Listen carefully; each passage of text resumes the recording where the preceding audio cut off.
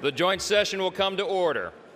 The chair appoints as members of the committee on the part of the House to escort the President of the United States into the chamber. The gentleman from Louisiana, Mr. Scalise. The gentleman from Minnesota, Mr. Emmer. The gentlewoman from New York, Ms. Stefanik. The gentleman from North Carolina, Mr. Hudson. The gentleman from Alabama, Mr. Palmer. The gentleman from Utah, Mr. Moore. The gentlewoman from Michigan, Mrs. McClain. The House will be in order. The House will be in order. The gentleman from Oklahoma, Mr. Cole. The gentleman from Pennsylvania, Mr. Reschenthaler. The gentleman from Kentucky, Mr. Rogers. The gentleman from New York, Mr. Jeffries. The gentlewoman from Massachusetts, Ms. Clark. The gentleman from California, Mr. Aguilar. The gentleman from California, Mr. Liu. The gentlewoman from Washington, Ms. Delbene. The gentleman from Colorado, Mr. Neguse.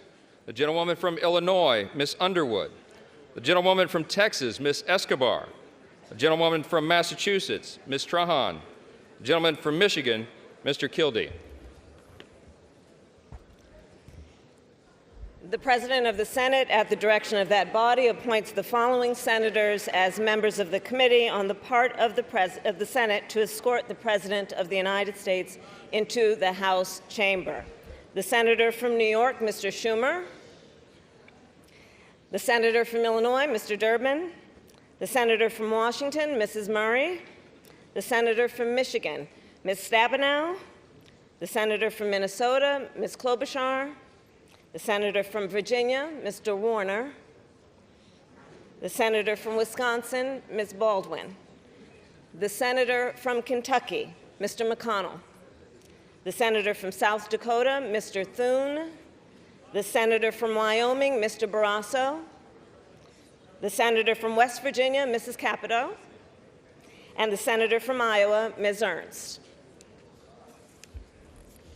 The members of the escort committee will exit the chamber through the lobby doors.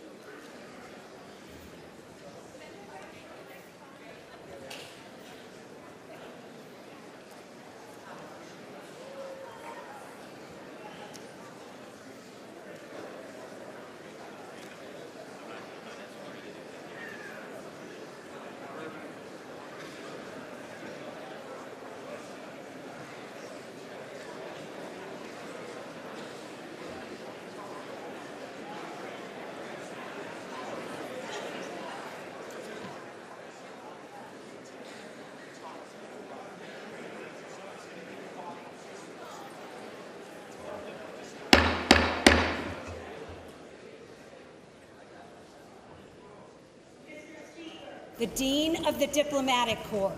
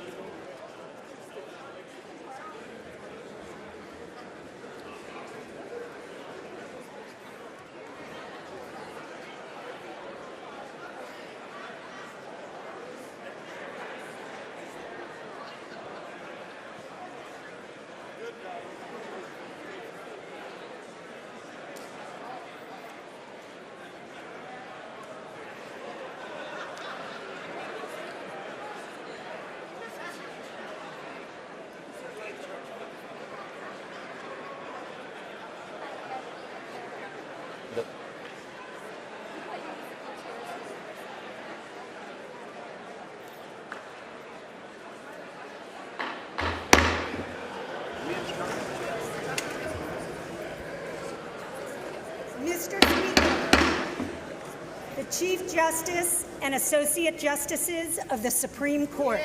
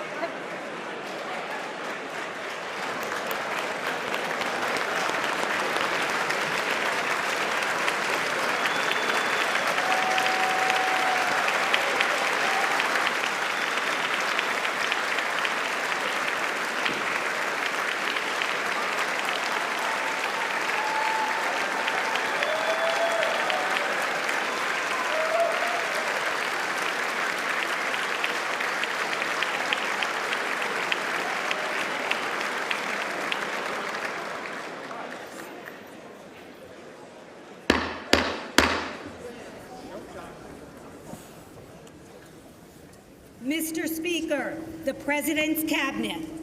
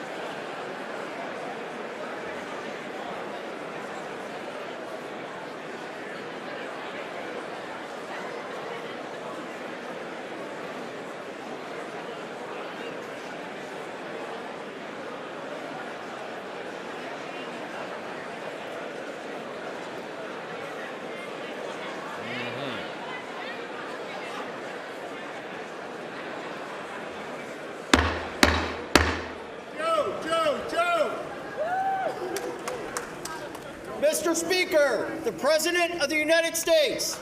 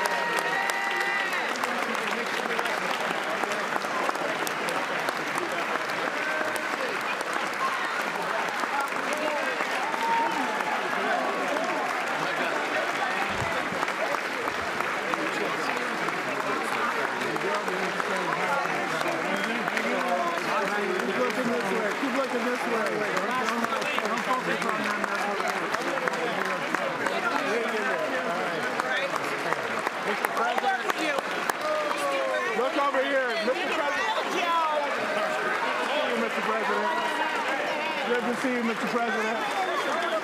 This is about you. This is about the soul of the nation. Good to see you. Soul of the nation. Soul of the nation. Listen, you see Barbara. You see Barbara Lee right here. You see Barbara Lee. You see Barbara Lee. Okay, now.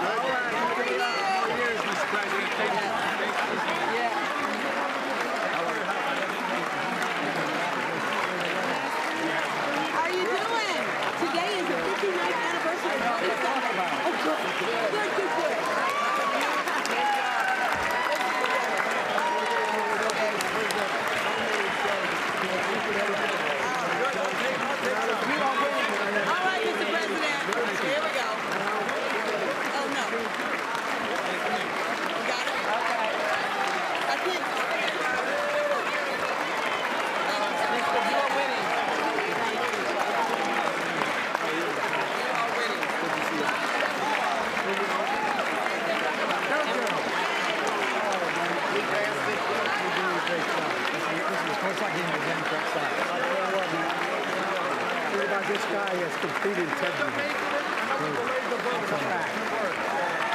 All right. This one here. Thank you for everything. You're the best. We gotta get a good selfie.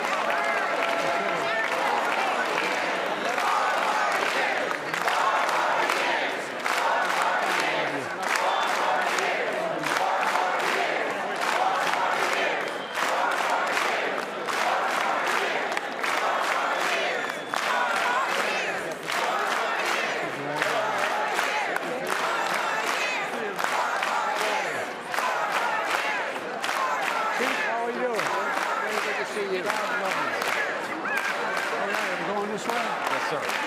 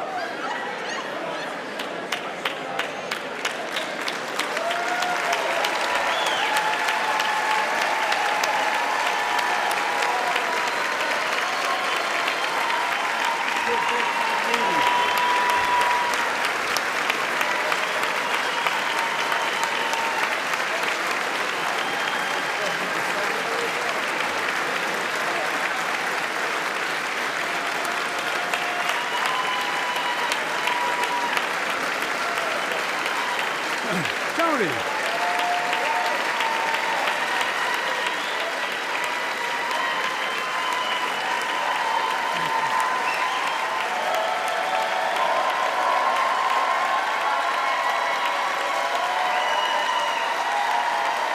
Thank you.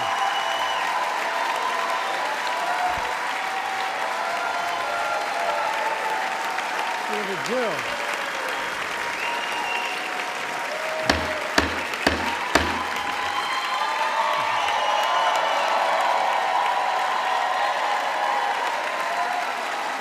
Good evening.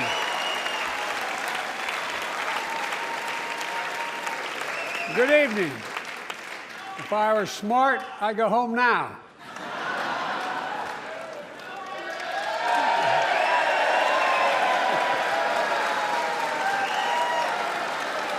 Mr. Speaker, Madam Vice President, members of Congress, my fellow Americans, in January 1941, Franklin Roosevelt came to this chamber to speak to the nation, and he said, I address you at a moment unprecedented in the history of the Union. Hitler was on the march. War was raging in Europe. President Roosevelt's purpose was to wake up Congress and alert the American people that this was no ordinary time. Freedom and democracy were under assault in the world. Tonight, I come to this same chamber to address the nation. Now, it's we who face an unprecedented moment in the history of the Union. And yes, my purpose tonight is to wake up the Congress and alert the American people that this is no ordinary moment either. Not since President Lincoln and the Civil War have freedom and democracy been under assault at home as they are today. What makes our moment rare is that freedom and democracy are under attack both at home and overseas at the very same time. Overseas, Putin of Russia is on the march, invading Ukraine and sowing chaos throughout Europe and beyond. If anybody in this room thinks Putin will stop at Ukraine, I assure you he will not.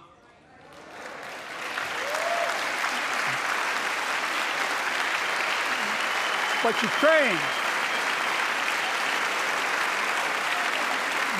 can stop Putin. Ukraine can stop Putin if we stand with Ukraine and provide the weapons that needs to defend itself.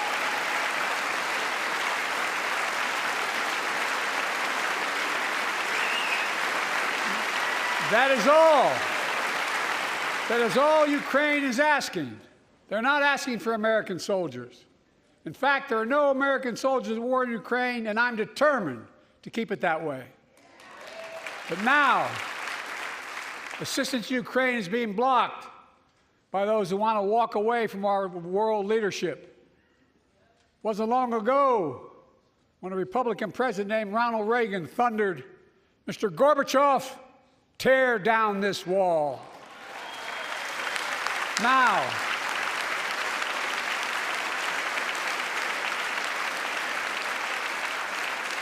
my predecessor, a former Republican president, tells Putin, quote, "Do whatever the hell you want." That's a quote. A former president actually said that, bowing down to a Russian leader. I think it's outrageous, it's dangerous, and it's unacceptable.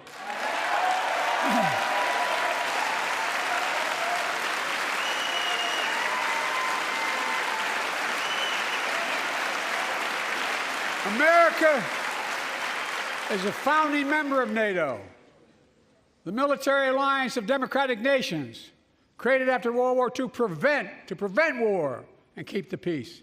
And today, we've made NATO stronger than ever. We welcomed Finland to the alliance last year. And just this morning, Sweden officially joined, and their minister is here tonight. Can they stand up?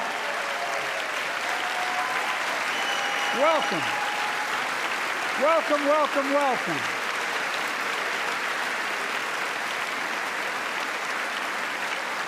And they know how to fight. Mr. Prime Minister, welcome to NATO, the strongest military alliance the world has ever seen. I say this to Congress, we have to stand up to Putin. Send me a bipartisan national security bill. History is literally watching. History is watching. If the United States walks away, it will put Ukraine at risk. Europe is at risk. The free world will be at risk, emboldening others to do what they wish to do us harm. My message to President Putin, who I've known for a long time, is simple. We will not walk away.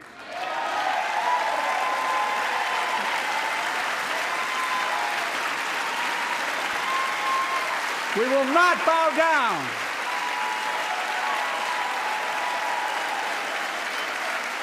I will not bow down. In a literal sense, history is watching. History is watching.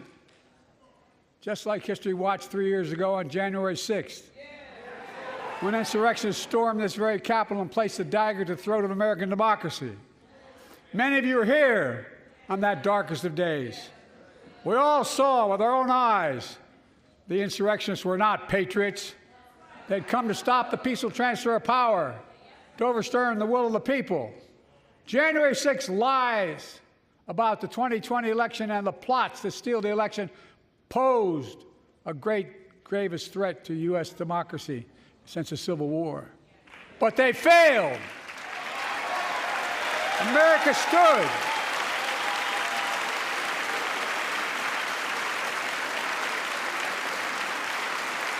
America stood strong, and democracy prevailed.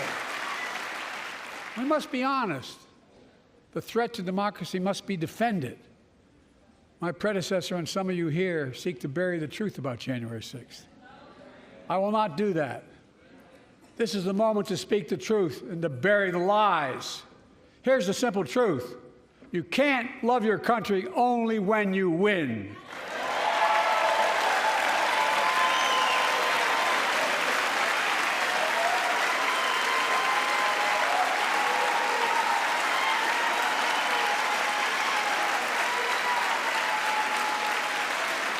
As I've done ever since being elected to office, I ask all of you without regard to party to join together and defend democracy.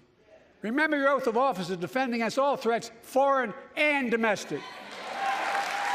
Respect free and fair elections, restore trust in our institutions, and make clear political violence has absolutely no place in America, zero place.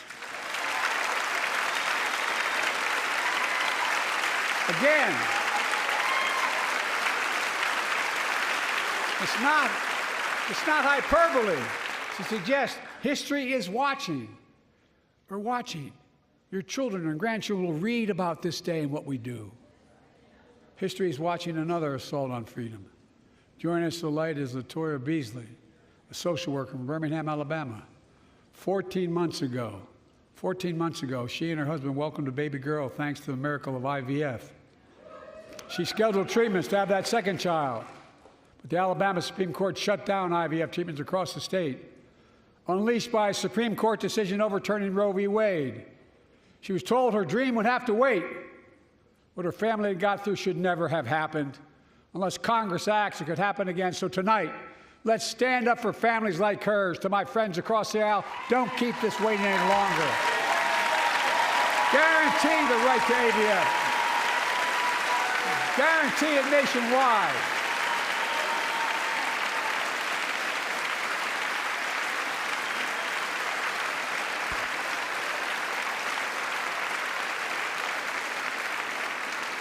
Like most Americans, I believe Roe v. Wade got it right. I thank Vice President Harris for being an incredible leader, defending reproductive freedom, and so much more.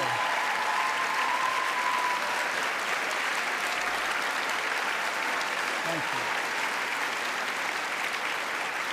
My predecessor came to office determined to see Roe v. Wade overturned.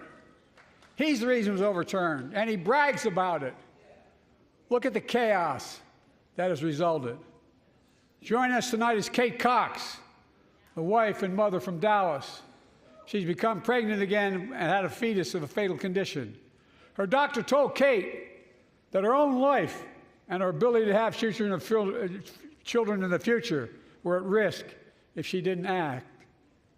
Because Texas law banned her ability to act, Kate and her husband had to leave the state to get what she needed. What her family got through should have never happened as well, but it's happening in too many others. There are state laws banning the freedom to choose, criminalizing doctors, forcing survivors of rape and incest to leave their states to get the treatment they need. Many of you in this chamber and my predecessor are promising to pass a national ban on reproductive freedom. My God, what freedom else would you take away? Look, it's a decision to overturn Roe v. Wade. The Supreme Court majority wrote the following, and with all due respect, justices, women are not without electoral power. Electoral or political power. You're about to realize just how much you're right about that.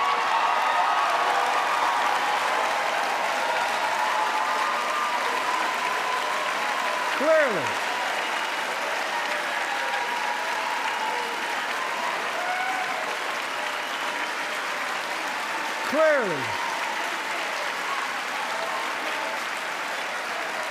those bragging about overturning Roe v. Wade have no clue about the power of women. But they found out when reproductive freedom was on the ballot. We won in 2022 and 2020, and we'll win again in 2024.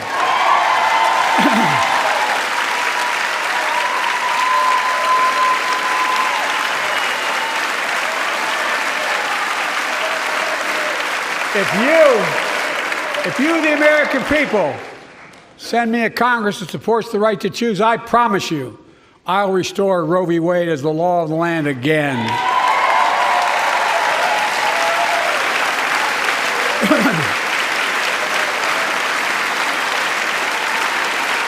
Folks, America cannot go back.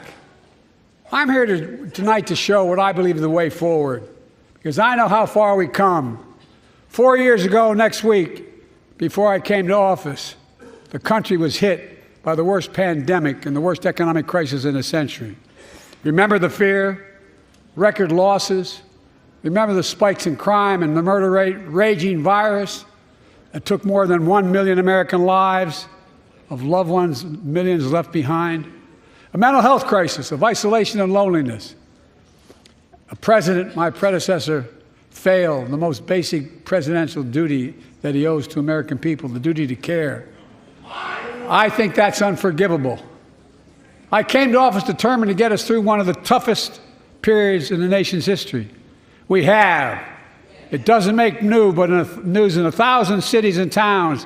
The American people are writing the greatest comeback story never told.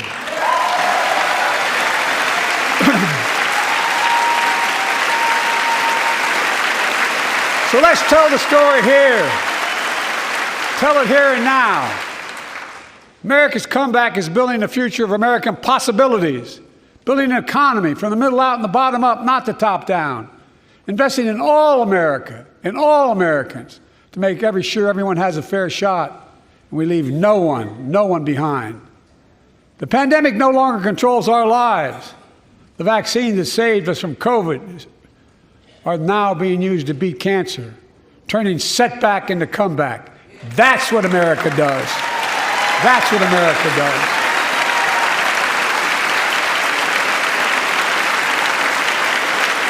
Folks, my inherited economy is on the brink. Now our economy is literally the envy of the world. 15 million new jobs in just 3 years, a record, a record.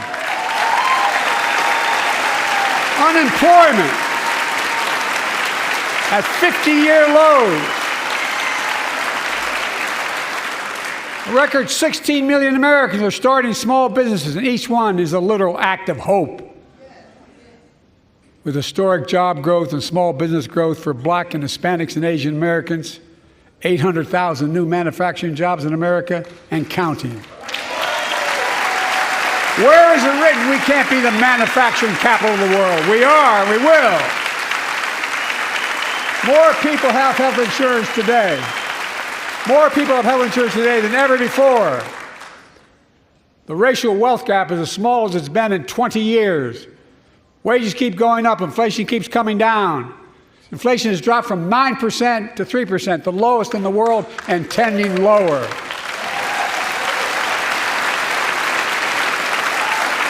The landing is and will be soft. And now, instead of importing foreign products and exporting American jobs, we're exporting American products and creating American jobs.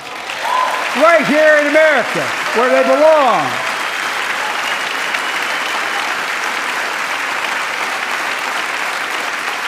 And it takes time, but the American people are beginning to feel it. Consumer studies show consumer confidence is soaring. Buy America has been the law of the land since the 1930s. Past administrations, including my predecessor, including some Democrats as well in the past, failed to buy American. Not anymore. On my watch, federal projects that you fund, like helping build American roads, bridges, and highways, will be made with American products and built by American workers.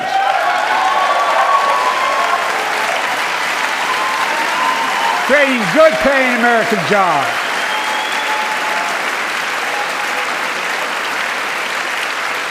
And thanks to our CHIPS and Science Act, the United States is investing more in research and development than ever before. During the pandemic, a shortage of semiconductors, chips, that drove up the price of everything from cell phones to automobiles. And by the way, we invented those chips right here in America.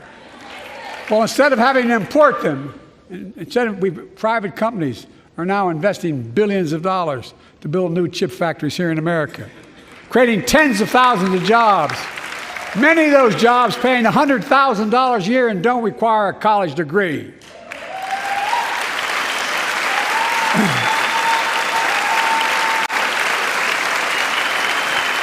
In fact, my policies have attracted $650 billion in private sector investment in clean energy, advanced manufacturing, creating tens of thousands of jobs here in America.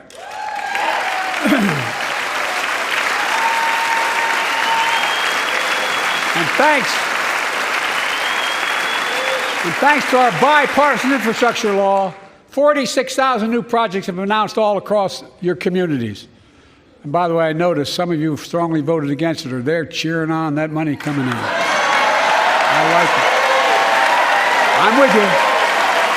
I'm with you. If any of you don't want that money in your district, just let me know.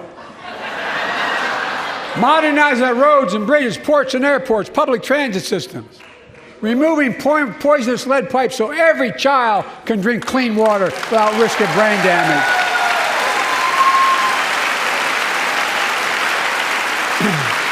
Providing affordable high-speed internet for every American, no matter where you live, urban, suburban, or rural communities, in red states and blue states. Record investments in tribal communities. Because of my investment in family farms, because I invested in family farms led by my Secretary of Agriculture, who knows more about this than anybody I know, we're better able to stay in the family for those farms and their children and grandchildren won't have to leave home to make a living. It's transformative. The great comeback story is Belvidere, Illinois, home to an auto plant for nearly 60 years. Before I came to office, the plant was on its way to shutting down. Thousands of workers feared for their livelihoods. Hope was fading. Then I was elected to office, and we raised the Belvedere repeatedly with auto companies, knowing unions would make all the difference. The UAW worked like hell to keep the plant open and get these jobs back, and together we succeeded. Instead of auto factories shutting down, auto factories reopening, and new state-of-the-art battery factories being built to power those cars there at the same.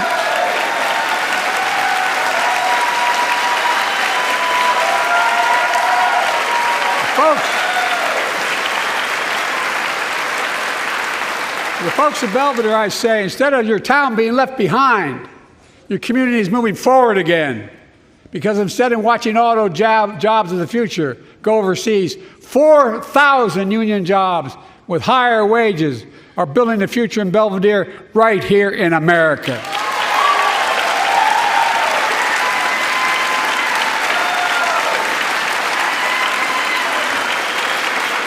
Here tonight is UAW President Shawn Fain, a great friend and a great labor leader. Shawn, where are you? Stand up.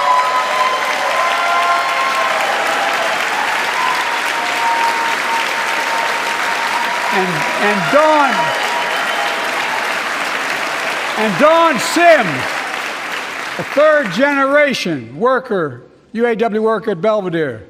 Shawn, I was proud to be the first president to stand on the picket line, and today, Dawn has a good job in her hometown, providing stability for her family and pride and dignity as well. Showing once again, Wall Street didn't build America. They're not bad guys. They didn't build it, though. The middle class built the country, and unions built the middle class.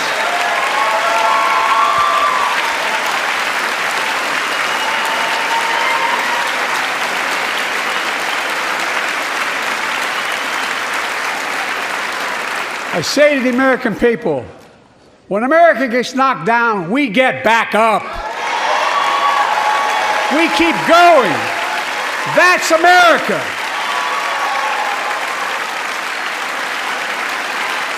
That's you, the American people.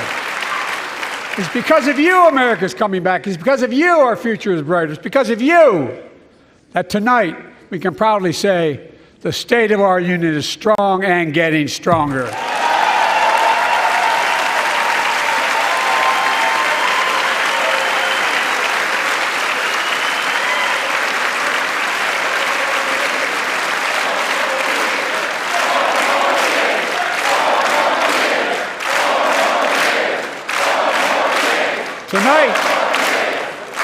Tonight, I want to talk about the future of possibilities that we can build together. A future where the days of trickle-down economics are over, and the wealthy and the biggest corporations no longer get all the tax breaks. And by the way, I understand corporations. I come from a state that has more corporations invested than every one of your states in the state of the United States combined. And I represented it for 36 years. I'm not anti-corporation, but I grew up in a home where trickle-down economics didn't put much on my dad's kitchen table. That's why I determined to turn things around so middle class does well. When they do well, the poor have a way up and the wealthy still do very well. We all do well. And there's more to do to make sure you're feeling the benefits of all we're doing. Americans pay more for prescription drugs than anywhere in the world. It's wrong, and I'm ending it.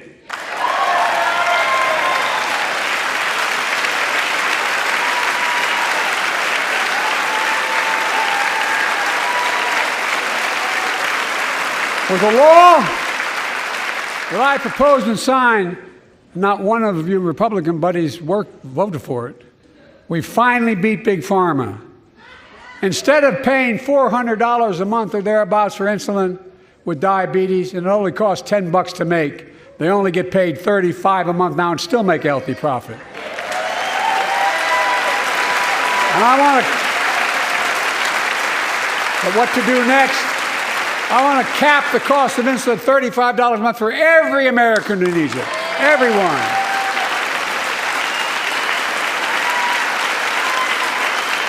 For years, people have talked about it, but finally we got it done and gave Medicare the power to negotiate lower prices on prescription drugs, just like the VA is able to do for veterans. That's not just saving seniors money, it's saving taxpayers money. We cut the federal deficit by $160 billion. Because Medicare will no longer have to pay those exorbitant prices to Big Pharma. This year, Medicare is negotiating lower prices for some of the costliest drugs on the market to treat everything from heart disease to arthritis. It's now time to go further and give Medicare the power to negotiate lower prices for 500 different drugs over the next decade. They're making a lot of money, guys. And they'll still be extremely profitable. Will not only save lives, it will save taxpayers another $200 billion. Starting next year, the same law caps total prescription drug costs for seniors on Medicare at $2,000 a year, even for expensive cancer drugs that cost $10,000, $12,000, $15,000. Now I want to cap prescription drug costs at $2,000 a year for everyone. Folks, I'm going to get in trouble for saying that, but if you want to get an Air Force One and fly to Toronto, Berlin, Moscow, even Moscow, probably. And bring your prescription with you, and I promise you I'll get it for you for 40% the cost you're paying now. Same company, same drug, same place. Folks, the Affordable Care Act, the old Obamacare, is still a very big deal.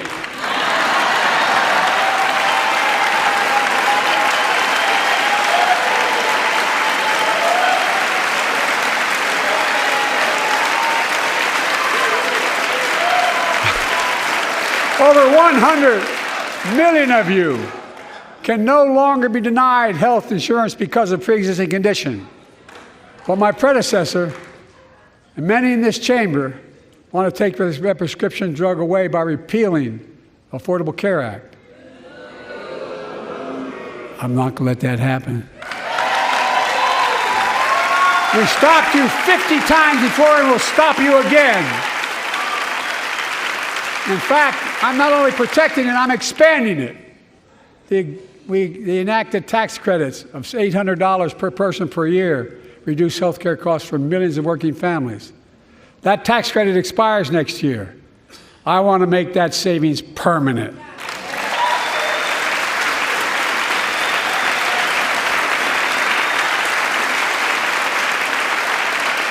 To state the obvious, women are more than half our population. But research on women's health has always been underfunded.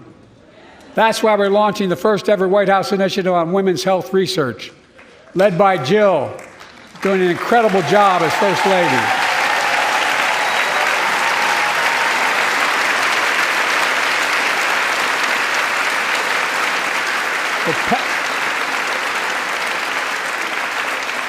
We'll pass my plan for $12 billion to transfer women's health research and benefit millions of lives all across America. I know the cost of housing is so important to you. If inflation keeps coming down, mortgage rates will come down as well, and the Fed acknowledges that. But I'm not waiting. I want to provide an annual tax credit that will give Americans $400 a month for the next 2 years as mortgage rates come down, to put toward their mortgages when they buy their first home or trade up for a little more space. Just for 2 years.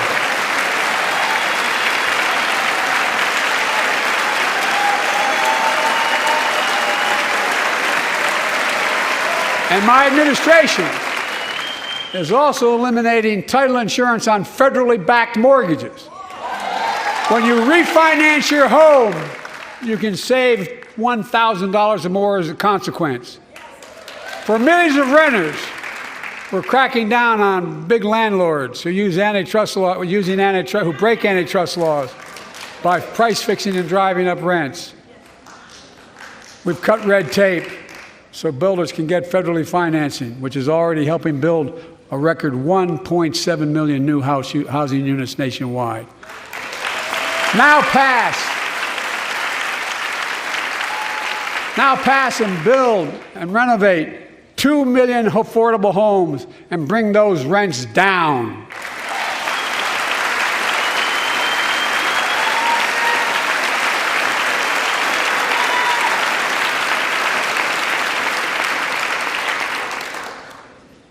To remain the strongest economy in the world, we need to have the best education system in the world. And I suspect all of you, want to give every child, a good start by providing access to preschool for 3 and 4 years old. You know, I think I pointed out last year,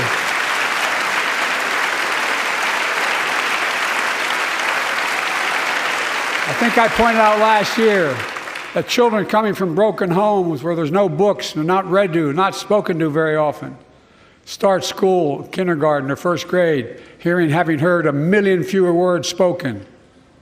Well, studies show that children who go to preschool are nearly 50% more likely to finish high school, go on to earn a 2- and 4-year degree, no matter what their background is.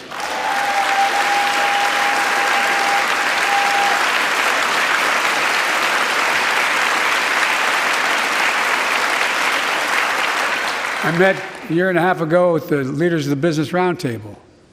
They were mad that they were angry, they were discussing why I wanted to spend money on education. I pointed out to them, as vice president, I met with over 182 of those folks. Don't hold me to the exact number. And I asked them what they need most, the CEOs. And you've had the same experience on both sides of the aisle. They say a better educated workforce, right? So I looked at them, and I say, I come from Delaware. DuPont used to be the 8th largest corporation in the world. And every new enterprise they bought, they educated the workforce to that enterprise. But none of you do that anymore. Why are you angry with me providing you the opportunity for the best educated workforce in the world? And they all looked at me and said, I think you're right. I want to expand high-quality tutoring and summer learning to see that every child learns to read by 3rd grade.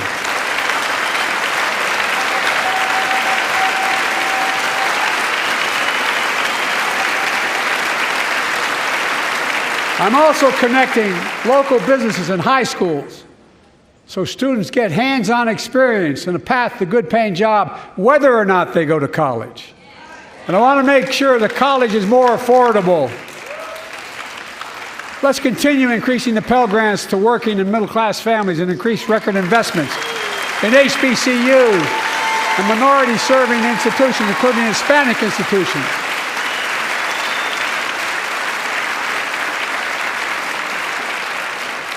And I was told I couldn't universally just change the way in which we dealt with student loans.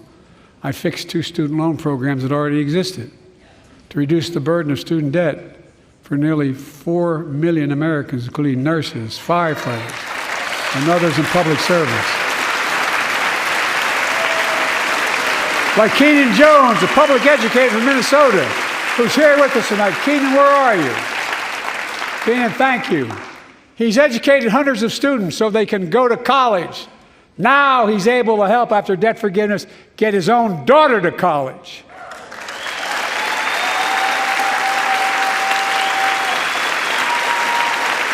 And folks, look, such relief is good for the economy because folks are now able to buy a home, start a business, start a family. While we're at it, I want to give public school teachers a raise.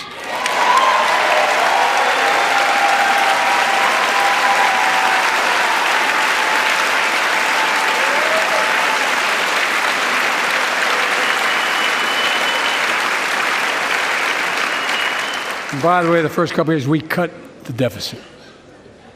Now, let me speak to the question of fundamental fairness for all Americans. I've been delivering real results in fiscally responsible ways. We've already cut the federal deficit. We've already cut the federal deficit over $1 trillion. I signed the bipartisan deal to cut another $1 trillion in the next decade. It's my goal to cut the federal deficit another $3 trillion by making big corporations and very wealthy finally beginning to pay their fair share.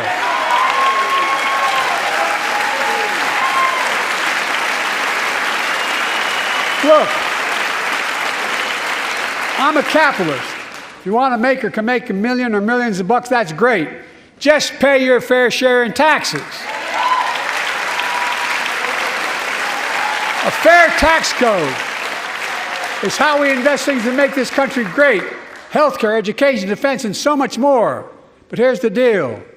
The last administration enacted a $2 trillion tax cut, overwhelmingly benefit the top 1%, the very wealthy and the biggest corporations, and exploded the federal deficit. They added more to the national debt than any presidential term in American history. Check the numbers. Folks at home, does anybody really think the tax code is fair? No! Do you really think the wealthy and big corporations need another $2 trillion tax break? No! I sure don't. I'm going to keep fighting like hell to make it fair. Under my plan, nobody earning less than $400,000 a year will pay an additional penny in federal taxes. Nobody, not one penny. And they haven't yet. In fact, the child tax credit I passed during the pandemic cut taxes for millions of working families and cut child poverty in half. Restore that child tax credit. No child should go hungry in this country. The way to make the tax code fair is to make big corporations and the very wealthy begin to pay their fair share. Remember in 2020, 55 of the biggest companies in America made $40 billion and paid zero in federal income tax. Zero. Not anymore. Thanks to the law I wrote and we signed, big companies have to pay a minimum of 15%. But that's still less than working people pay in federal taxes. It's time to raise corporate minimum tax to at least 21%.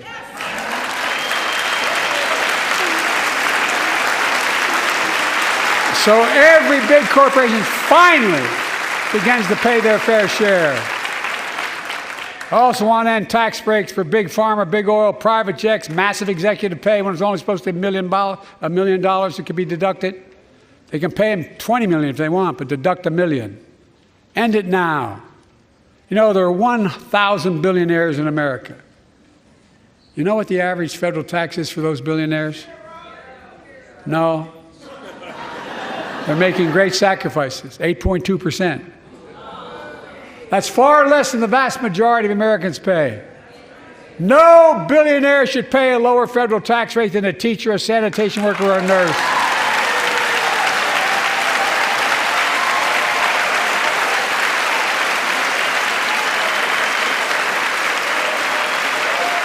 I propose a minimum tax for billionaires of 25%, just 25%.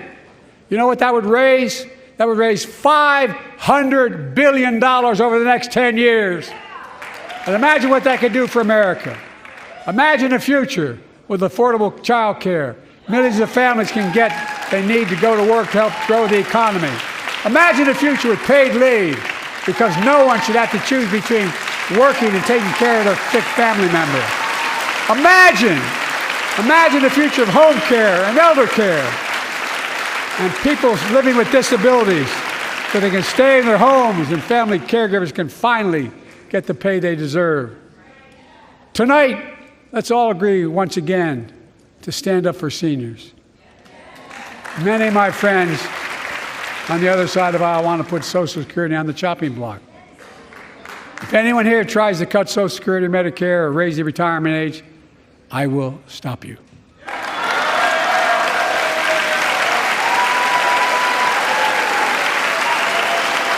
The working people who built this country pay more into Social Security than millionaires and billionaires do. It's not fair. We have two ways to go. Republicans can cut Social Security and give more tax breaks to the wealthy. That's the proposal. Oh no, you guys don't want another $2 trillion tax cut? I kind of thought that's what your plan was. Well, that's good to hear. You're not going to cut another $2 trillion for the super wealthy. That's good to hear. I'll protect and strengthen Social Security and make the wealthy pay their fair share. Look,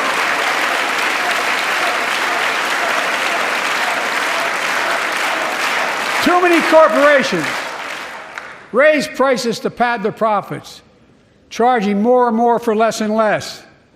That's why we're cracking down on corporations that engage in price gouging and deceptive pricing, from food to health care to housing. In fact, the snack companies think you won't notice if they change the size of the bag and put a hell of a lot fewer, same size bag, put fewer chips in it. No, I'm not joking. It's called shrinkflation. Pass Bobby Casey's bill and stop this. I really mean it.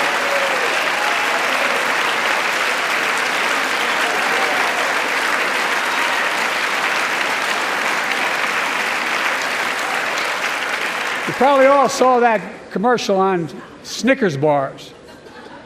You get charged the same amount, and you got about, 10% fewer Snickers in it.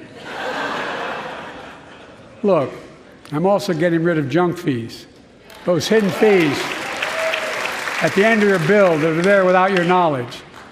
My administration announced we're cutting credit card late fees from $32 to $8.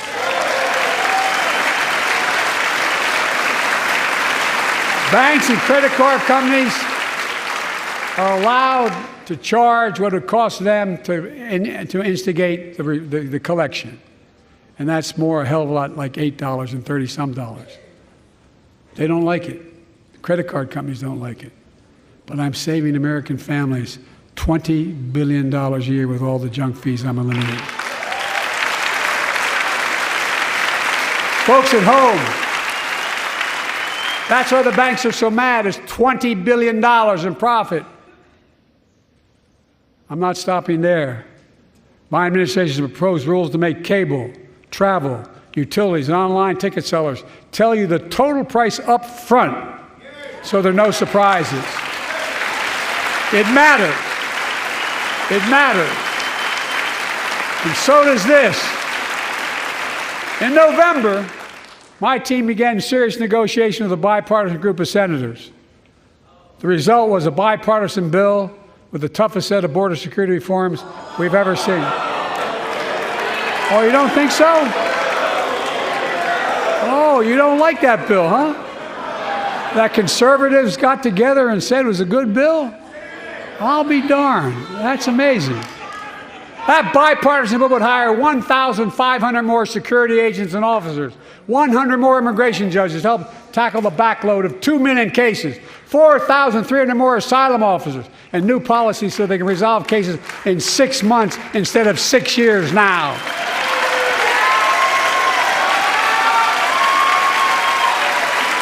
What are you against?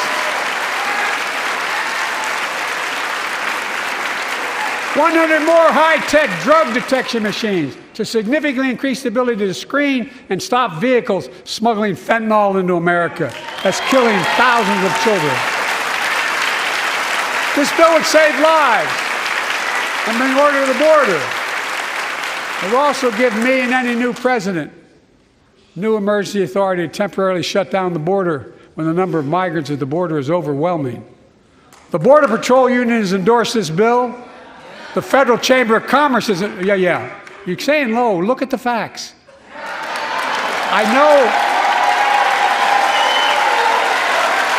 you know how to read.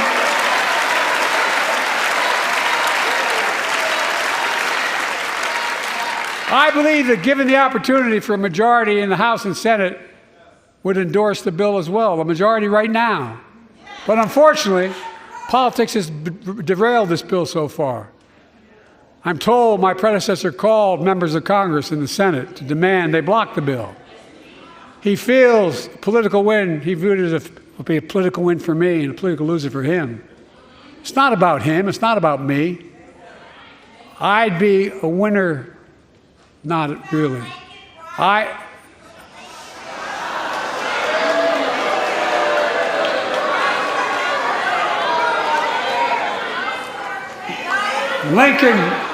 Lincoln Riley, an innocent young woman who was killed by an illegal.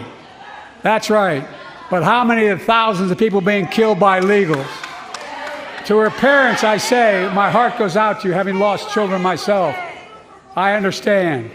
But look, if we change the dynamic at the border, people pay these smugglers $8,000 to get across the border because they know if they get by and let into the country, it's 6 to 8 years before they have a hearing.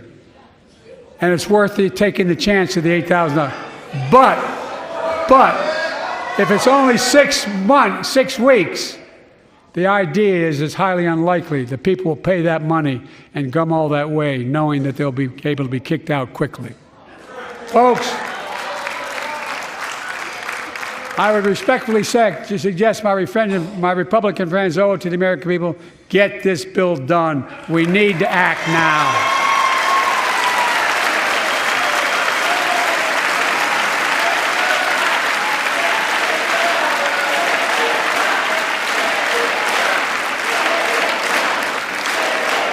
And if my predecessor is watching, instead of paying politics and pressuring members of Congress to block the bill, join me in telling the Congress to pass it.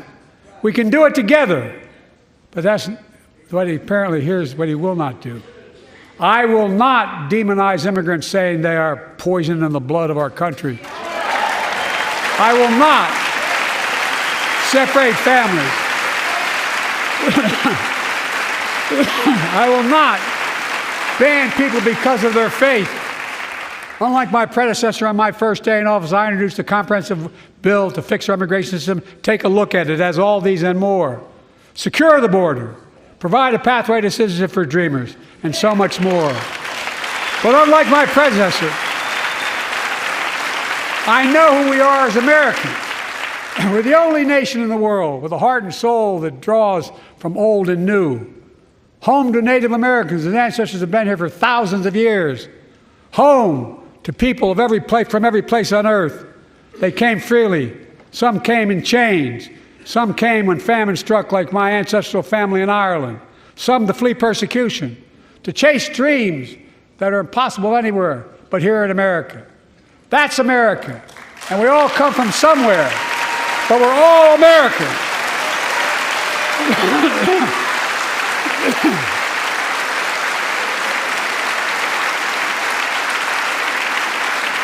Look, folks, we have a simple choice. We can fight about fixing the border, or we can fix it. I'm ready to fix it. Send me the border bill now.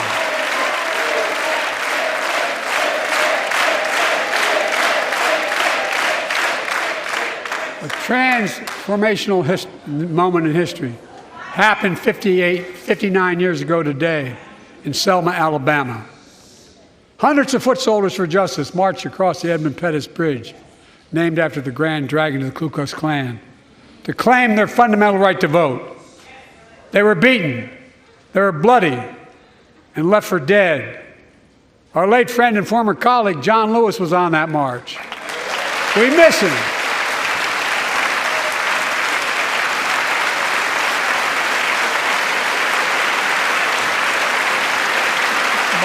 Joining us tonight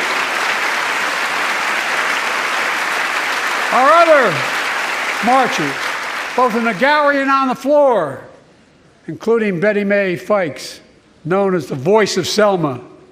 The daughter of gospel singers and preachers, she sang songs of prayer and protest on that bloody Sunday to help shake the nation's conscience. 5 months later, the Voting Rights Act passed and was signed into law.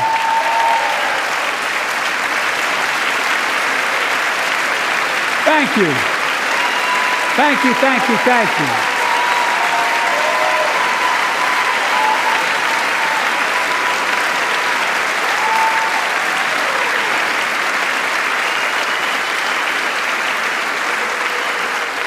But 59 years later, there are forces taking us back in time. Voter suppression, election subversion, unlimited dark money, extreme gerrymandering. John Lewis is a great friend to many of us here.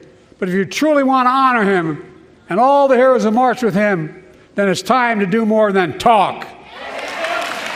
Pass the Freedom to Vote Act, the John Lewis Voting Rights Act.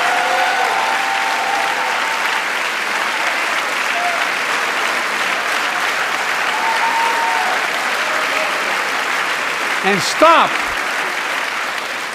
denying another core value of America, our diversity across American life. Banning books, it's wrong. Instead of erasing history, let's make history. I want to protect fundamental rights. Pass the Equality Act. And my message to transgender Americans, I have your back. Pass the PRO Act for workers' rights. Raise the federal minimum wage, because every worker has a right to a decent living more than $7 an hour. We're also making history by confronting the climate crisis, not denying it. I don't think any of you think there's no longer a climate crisis. At least I hope you don't. I'm taking the most significant action ever on climate in the history of the world. I'm cutting our carbon emissions in half by 2030, creating tens of thousands of clean energy jobs, like the IBEW work is building and installing 500,000 electric vehicle charging stations. Conserving 30% of America's lands and waters by 2030. And taking action on environmental justice, fence line communities smothered by the legacy of pollution. And patterned after the Peace Corps and AmeriCorps, I launched the Climate Corps to put 20,000 young people to work in the forefront of our clean energy future. I'll triple that number in a decade.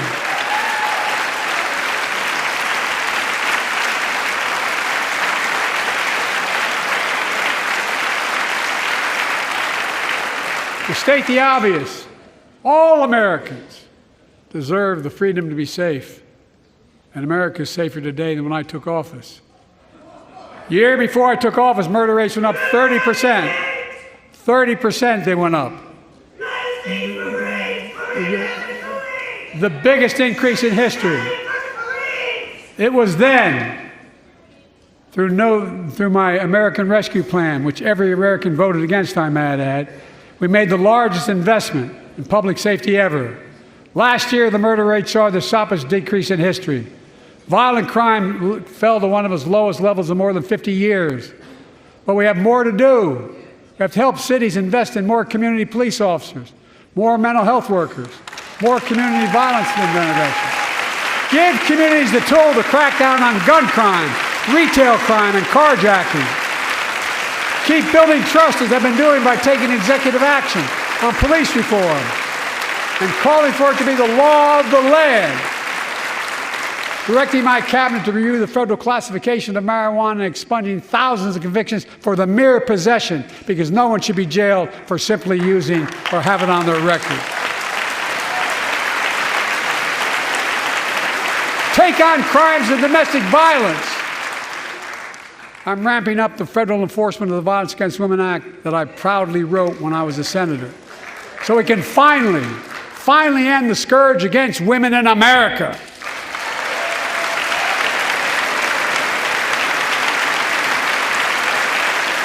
There are other kinds of violence I want to stop. With us tonight is Jasmine, whose 9-year-old sister Jackie was murdered with 21 classmates and teachers in an elementary school in Uvalde, Texas.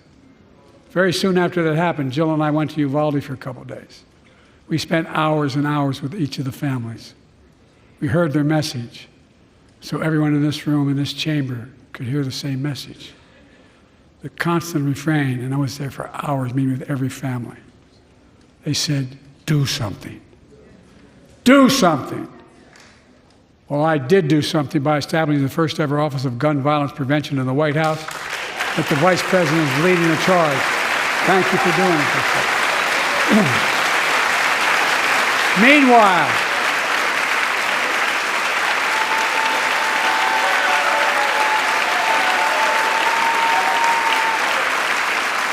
Meanwhile, my predecessor told the NRA he's proud he did nothing on guns when he was president. Oh. After another shooting in Iowa recently, he said, when asked what to do about it, he said, just get over it. There's his quote, just get over it. I say, stop it. Stop it, stop it, stop it.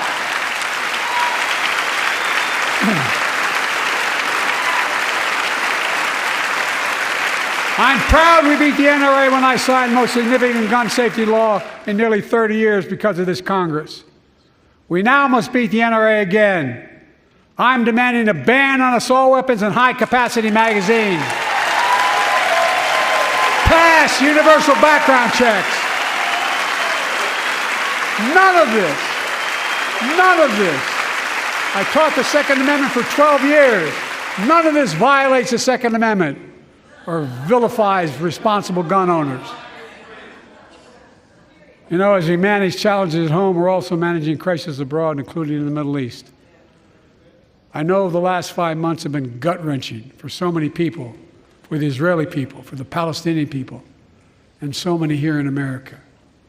This crisis began on October 7th with a massacre by a terrorist group called Hamas, as you all know.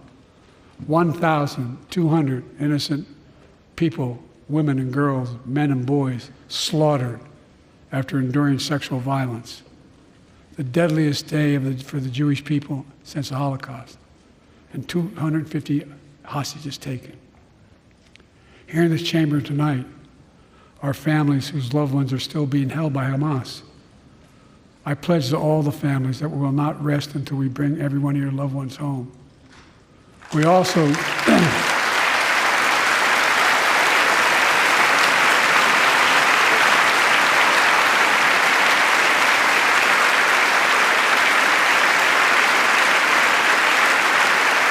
We will also work around the clock to bring home Evan and Paul, Americans being unjustly detained by the Russians and others around the world.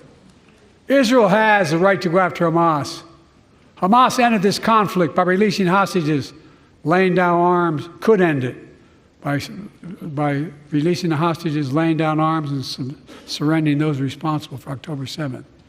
But Israel has Israel has an added burden because Hamas hides and operates among the civilian population like cowards under hospitals, daycare centers, and all the like.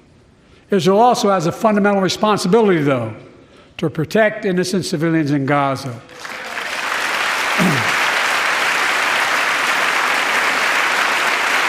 This war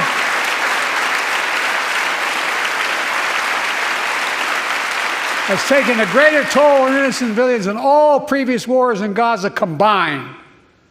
More than 30,000 Palestinians have been killed, most of whom are not Hamas. Thousands and thousands of innocents, women and children, girls and boys, also orphaned. Nearly 2 million more Palestinians under bombardment or displacement. Homes destroyed, neighborhoods in rubble, cities in ruin. Families without food, water, medicine. It's heartbreaking. I've been working nonstop to establish an immediate ceasefire that would last for 6 weeks to get all the prisoners released, all the hostages released. to get the hostages home and ease the intolerable and humanitarian crisis and build toward an enduring, something more enduring. The United States has been leading international efforts to get more humanitarian assistance to Gaza. Tonight, I'm directing the U.S. military to lead an emergency mission to establish a temporary pier in the Mediterranean on the coast of Gaza that can receive large shipments carrying food, water, medicine, and temporary shelters. No U.S. boots will be on the ground. A temporary pier will enable a massive increase in the amount of humanitarian assistance getting into Gaza every day.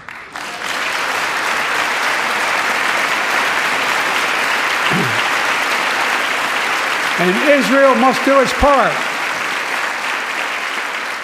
Israel must allow more aid into Gaza to ensure humanitarian workers aren't caught in the crossfire. And they're announcing they're going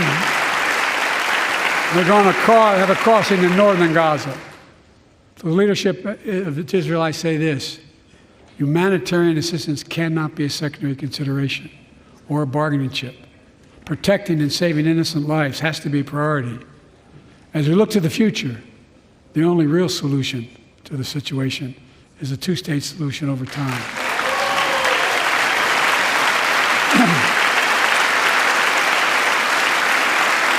And I say this as a lifelong supporter of Israel. My entire career, no one has a stronger record with Israel than I do. I challenge any of you here. I'm the only American president of Israel in wartime. But there is no other path that guarantees Israel's security and democracy. There is no other path that guarantees Palestinians can live in peace with peace and dignity. And there's no other path that guarantees peace between Israel and all of its neighbors, including Saudi Arabia, with whom I'm talking. Creating stability in the Middle East also means containing the threat posed by Iran. That's why I built a coalition of more than a dozen countries to defend international shipping and freedom of navigation in the Red Sea. I've ordered strikes to degrade the Houthi capability and defend U.S. forces in the region. As Commander-in-Chief, I will not hesitate to direct further measures to protect our people and our military personnel.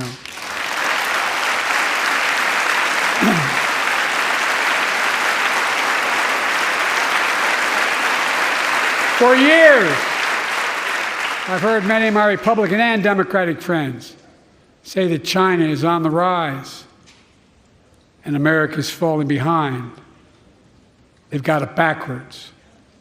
I've been saying it for over 4 years, even when I wasn't president. America's rising. We have the best economy in the world. And since I've come to office, our GDP is up, our trade deficit with China is down to the lowest point in over a decade. And we're standing up against China's unfair economic practices. We're standing up for peace and stability across the Taiwan Straits. I've revitalized our partnership and alliance in the Pacific. India, Australia, Japan, South Korea, Pacific Islands. I've made sure that the most advanced American technologies can't be used in China, not allowing to trade them there. Frankly, for all this tough talk on China, it never occurred to my predecessor to do any of that. I want competition with China, not conflict. And we're in a stronger position to win the conflict of the 21st century against China than anyone else, for that matter, than any time as well. Here at home, I've signed over 400 bipartisan bills, but there's more to pass my unity agenda. Strengthen penalties on fentanyl trafficking. You don't want to do that, huh? Pass bipartisan privacy legislation to protect our children online. Harness the promise of AI to protect us from peril. Ban AI voice impersonations and more. And keep our truly sacred obligation to train and equip those we send into harm's way and care for them and their families when they come home and when they don't.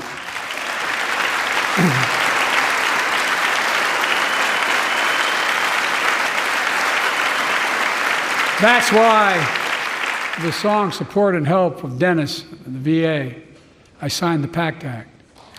One of the most significant laws ever, helping millions of veterans exposed to toxins who now are battling more than 100 different cancers.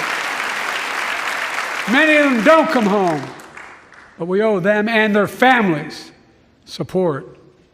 We owe it to ourselves to keep supporting our new health research agency called ARPA-H, and remind us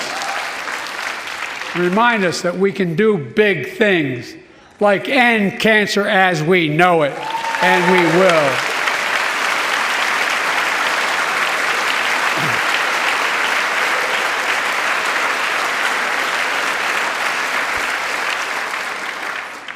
Let me close with this. Yay.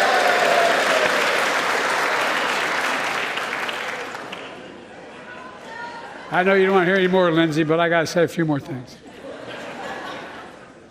I know it may not look like it, but I've been around a while. When you get to be my age, certain things become clearer than ever. I know the American story. Again and again, I've seen the contest between competing forces in the battle for the soul of our nation, between those who want to pull America back to the past and those who want to move America into the future. My lifetime has taught me to embrace freedom and democracy, a future based on core values that have defined America: honesty, decency, dignity, equality, to respect everyone, to give everyone a fair shot, to give hate no safe harbor. Now, other people my age see it differently. The American story of resentment, revenge, and retribution, that's not me. I was born amid World War II, when America stood for the freedom of the world. I grew up in Scranton, Pennsylvania, and Claymont, Delaware, among working-class people who built this country. I watched in horror as two of my heroes, like many of you did, Dr. King and Bobby Kennedy, were assassinated. And their legacies inspired me to pursue a career in service. I left the law firm and became a public defender because my city of Wilmington was the only city in America occupied by the National Guard after Dr. King was assassinated because of the riots. And I became a county councilman almost by accident. I got elected to the United States Senate when I had no intention of running at age 29. Then vice president of our first black president. Now president to the first women vice president.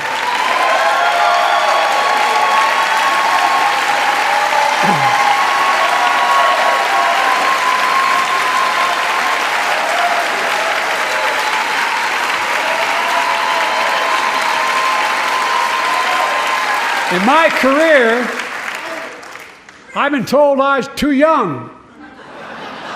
By the way, they didn't let me on the Senate elevators for votes sometimes. Not a joke. And I've been told I'm too old. Whether young or old, I've always known what endures. I've known our North Star. The very idea of America is that we're all created equal and deserve to be treated equally throughout our lives. We've never fully lived up to that idea, but we've never walked away from it either. And I won't walk away from it now. I'm optimistic. I really am. I'm optimistic, Nancy.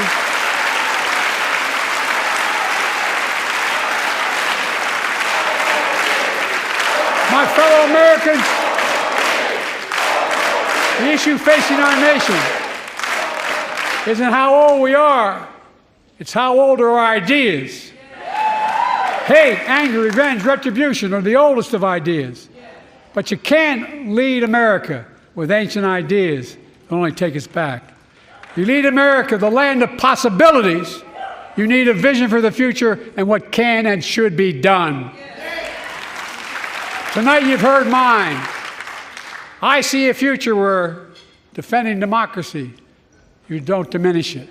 I see a future where we restore the right to choose and protect our freedoms, not take them away. I see a future where the middle class finally has a fair shot and the wealthy have to pay their fair share in taxes. I see a future where we save the planet from the climate crisis and our country from gun violence. Above all, I see a future for all Americans. I see a country for all Americans. And I will always be president for all Americans because I believe in America. I believe in you, the American people. You're the reason we've never been more optimistic about our future than I am now. So let's build the future together. Let's remember who we are. We are the United States of America. And there is nothing beyond our capacity when we act together. God bless you all, and may God protect our troops. Thank you, thank you, thank you.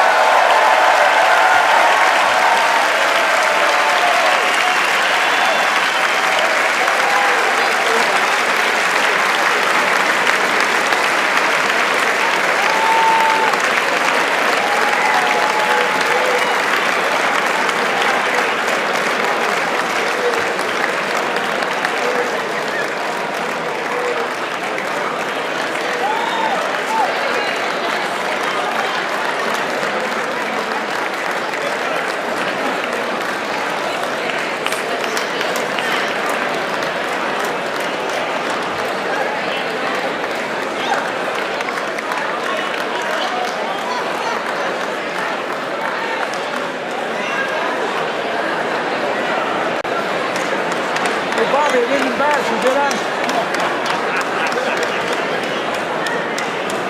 Mr. President, sure it was working there.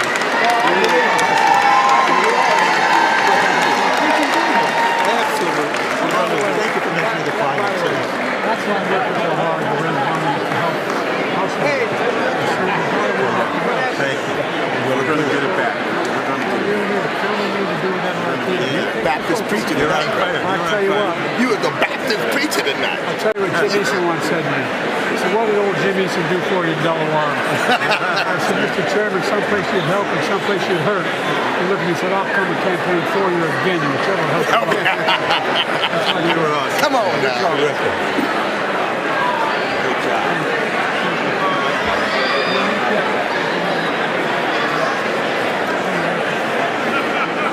Good job, great job.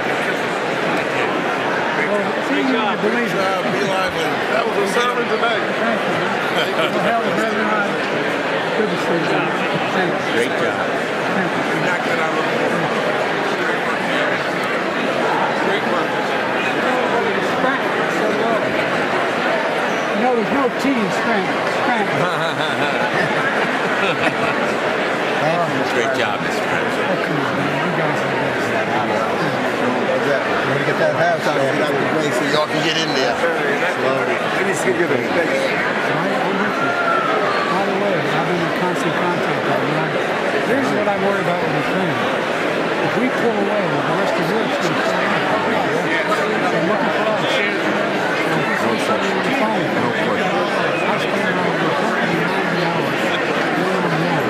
And nobody if they're not doing anything.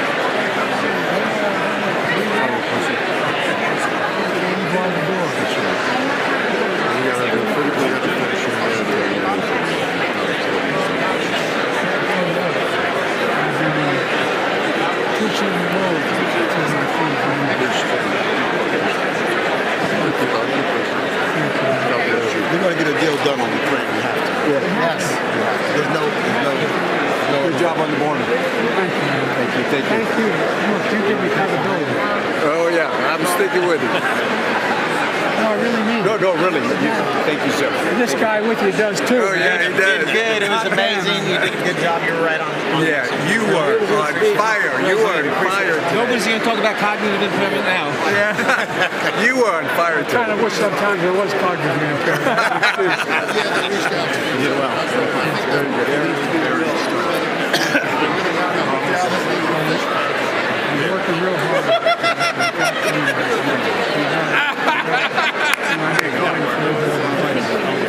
You fired us all up. Yeah, you fired me. You did it great. Hey, Pat. Hey, I want you to know the Democratic Party was the first two people to vote. So and I, before you. He's not telling you. Because I went up to campaign for when he was running and I was young, so he was there too. Okay.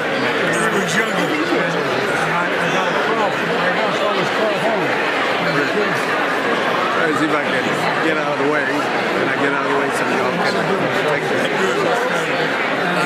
One second, so I got a call. I got a call every morning when you're away. I said, honey, I don't know to get out. Fine. He said, what's the matter? I said, nothing. What's the matter? Did you read today's paper? I said, no. There's nothing to do. I said, they don't have as many things as you want. I said, headline, top of the fold, Biden, coolest man in Congress. Is that true? That's true. Like I was cheating on somebody. I was competing to make the second course. But you didn't. Thank you, Molly Strong. Thank you so much. By the way, it's all done. Thank you. Get that aid to Israel, also security. This way, ma'am. This way. I actually wanted to go that way so I could say hello to the camera. There's chairs right there. I'll be there in 2 weeks. I know. Mr. President, great job tonight. Fantastic. Thank you very much. Appreciate it. You're not going to depart. Thanks for coming out. Yeah, no, it's like you're not. Seriously. Good job, President. Tammy Duckworth Thanks down here for trying to get to you, but she can't get out. I'll get the team. Thanks for building.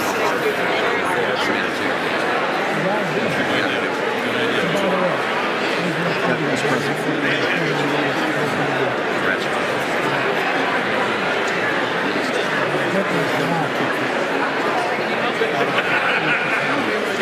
It's got to turn around.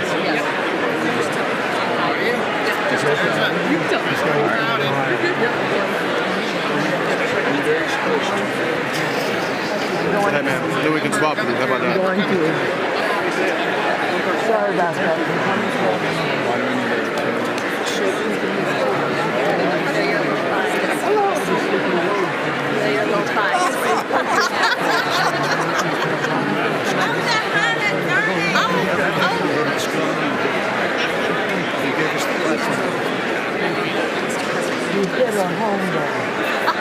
I know I did if she says it. I know that happened.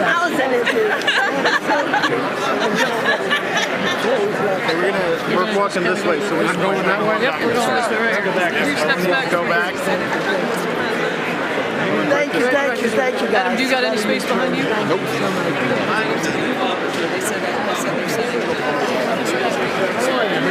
Good. We're going to see you for the first debate in my district.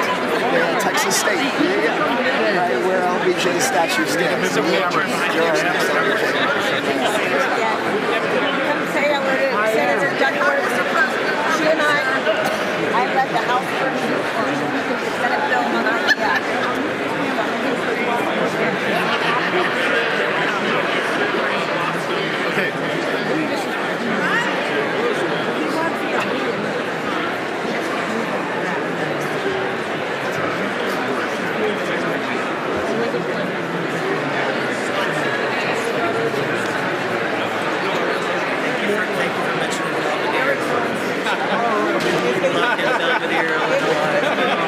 I shouted real loud. I hope you heard it.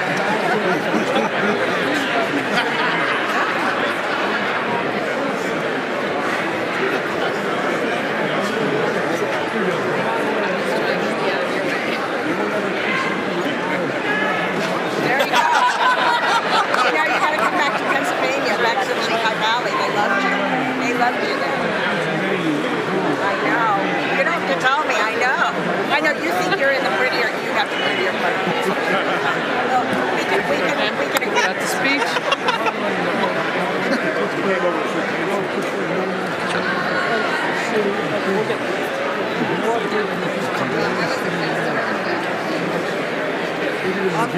Yeah, that's right. That's right. You knocked it out of the park. Knocked around. I don't want to get anything. The best ever. That's really good. Mr. President, you brought the Irish fire tonight. We appreciate it, sir. You know, Proud of you.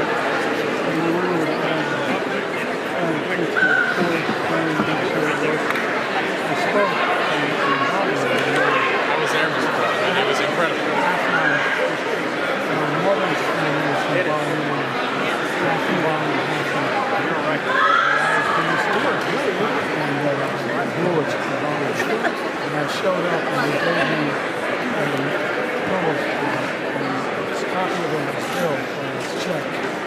gave to my great-great-grandfather. He made the bricks. Do it again. In the church. I want to get y'all doing it. No, take a picture. I want to natural.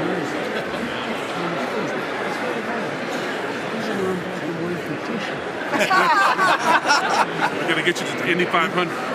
You kicked ass and took name. All right. I know.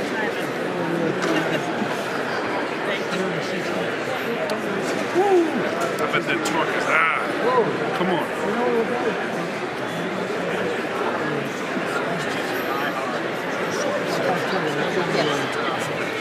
I've had my secret service test track, which I know everything.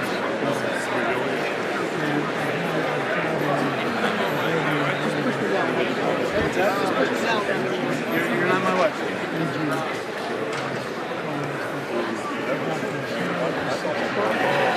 And you're a torque jockey like me.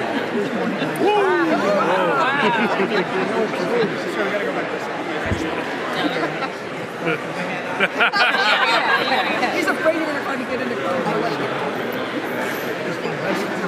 Oh, yeah, it's your BFF. If I can get him to do this. Can I get a picture of the senator and me on our... No, not... You're not going to hold it. We're going to... You got it. We got it. All right. For IVF, Reproductive Freedom. Thank you. Got it over to you.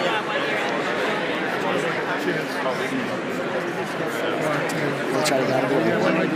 You guys exiting? Yeah, we get Right, out of here. thank you so much. My stuff is back there. Okay, I'll go around. Yes, ma'am. Can you take this? Yes. How are you, ma'am? Good. I saw you earlier. How's everything going? Yeah,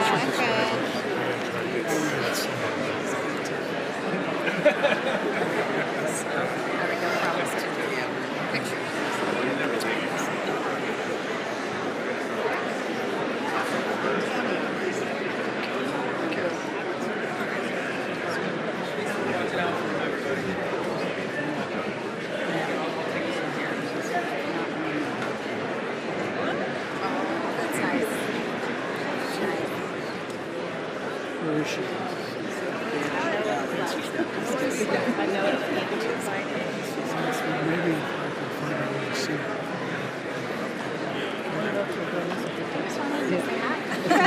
You better say hi. I'm so proud of you. Proud of you. Proud to be with you. How are you doing? Everything you've done for New Mexico.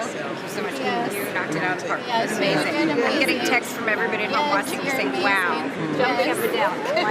My mom jumping up and down saying, phenomenal. Where's your mom? In Houston, Texas. Yes, sir. We got Give me my phone. Really? Okay. He's going to take her number? Yeah, that would be amazing. That would be amazing. 713. Make a congressman 588.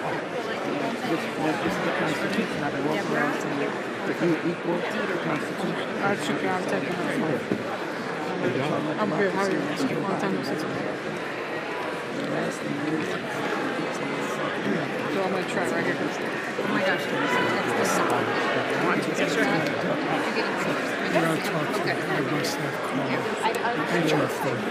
Yes, sir. HR 40.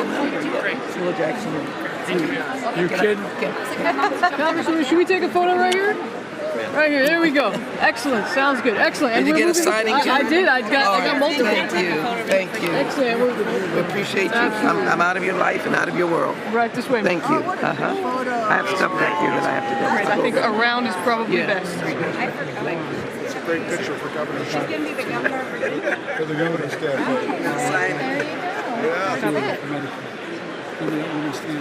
Yes, yes, yes, yes. Yes.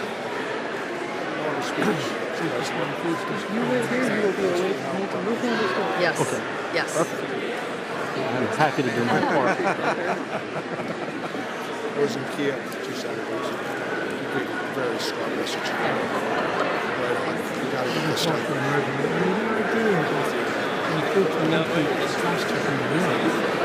I don't have some kind of relationship with you.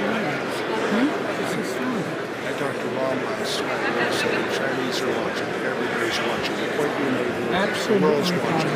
Seminal moment in American world history right now. Yeah, I agree. And I wouldn't joke and say history's watching. We're going to write about this one. I don't mean my speech. I mean this one. They'll write about those things. They're right about this. They're going to write about this.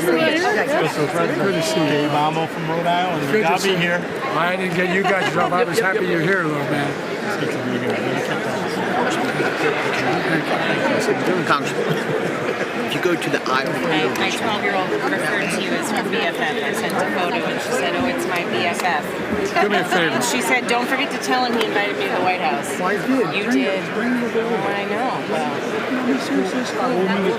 Okay, who do I talk to? You got a number? Yes, sir. She's been enjoying the White House 12 years old. Yes, sir. If you guys are trying to get him. Well, my kids are pretty lovely. You probably like to run the other. I love the give and take you gave with our friends across the aisle there.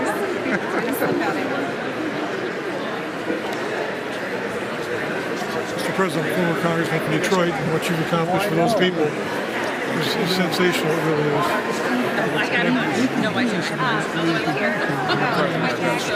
You're doing it. Tonight, this was the most tremendous. I've been to 8 State of the Union addresses, and this is the best one. Thank you for being for the country. Eugene, my best friend. Right here. Catherine Klein. This is my best friend, Catherine. I love her. So we have a very important presentation. Good to see you. My daughter met you at the member. You were so kind. You held her up. She said, what do I call her? You said college. In high school.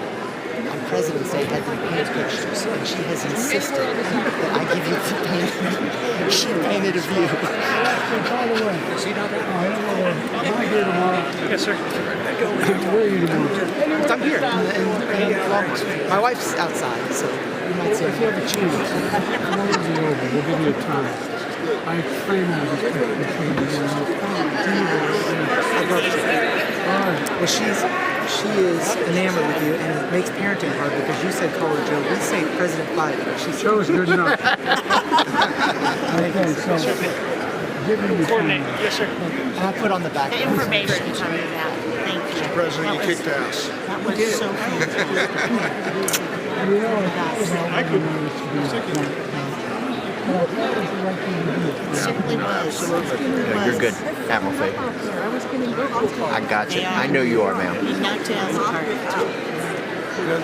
Put on those glasses and Harry Truman said, they said, give him hell. Harry says, I'm not giving him hell. I'm just telling the truth. They think it's hell. That's exactly right. They don't like to hear it. Mr. President, you were fantastic. Thank you so much. Michigan loves you so much, Mr. President. We're excited to have you there as much as you I am want. holding up everybody here. Thank you very much. I'm so sorry to keep you guys waiting. Privilege. By the way, walk in the side. Listen, Dave's right. I mean, really and truly, you think about it. They tell us it was cheap all the time. You're the finest fighting force in the history of the world. I don't think the history of the world. Stop! I didn't No one know. would excuse my expression as a pastor on my head. Because of you. I really mean it. Think of what you're doing. Everywhere I go, and some of you have been to these international meetings I go to, the CEO, the president pull me aside and go, you got to stay with us. We need you. We need you going to. Our democracy is at risk if you're not with us. There's so much at stake if we lose it. I mean, it's so much bigger. Oh, it's driving me crazy. Thank you. Thanks for accepting the appointment. About time we had someone strong running around. Anyway. Well, thanks. Thanks. Mr. President, I'm the ambassador of Romania. Well, how are you? I spent a lot of time in your country, as you know. I know, twice, 2009. That's exactly right. Spent a lot of time. And Yeah. I was worried she wasn't going to come home. Yeah. You told me once. Yeah, and we have a picture. Sure. Yeah. All right. The best part of your speech was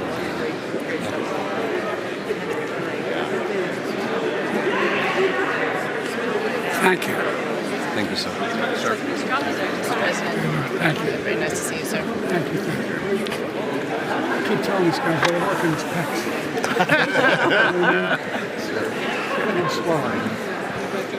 You okay? Doing good. You need it. Yeah. Doing good.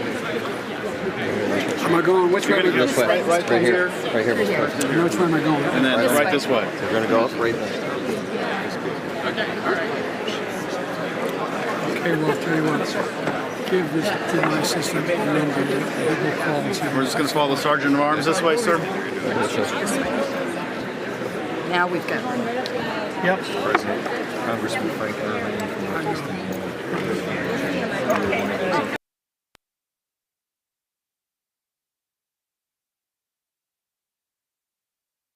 This is the primary audio circuit for the Reuters live service.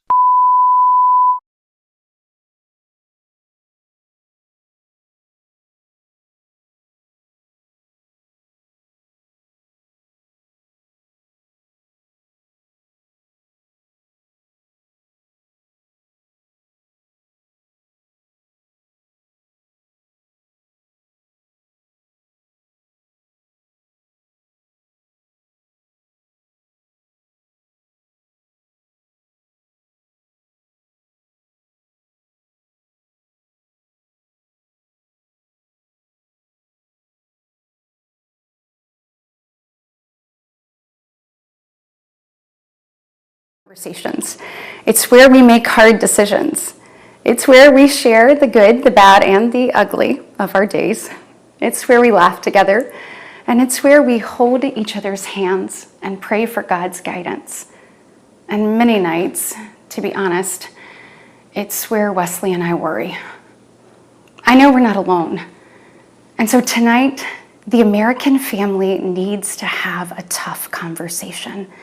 Because the truth is, we're all worried about the future of our nation. The country we know and love seems to be slipping away, and it feels like the next generation will have fewer opportunities.